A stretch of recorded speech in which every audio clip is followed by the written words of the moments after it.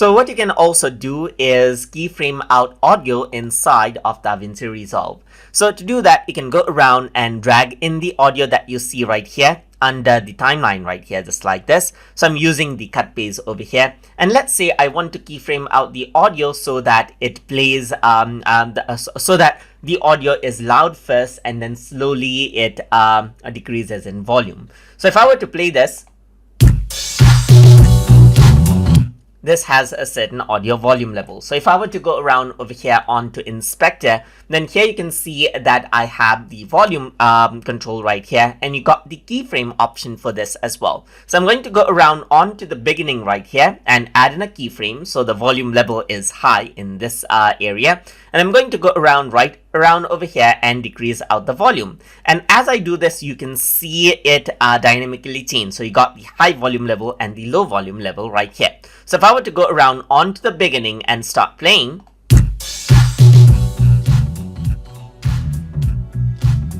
it slowly decreases in volume, as you can see right here. You can also go around and increase out the volume once more right here, and you see that particular section where the volume is getting low and getting high again. You can also go around and add in keyframes to pan. So let's say I'm going to add in a keyframe right here to pan.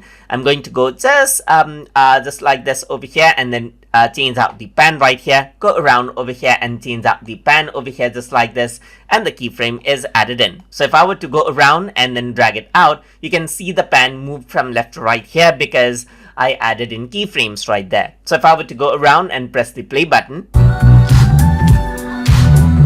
that is how the pan actually is keyframed, and you can hear out the audio moving from left to right.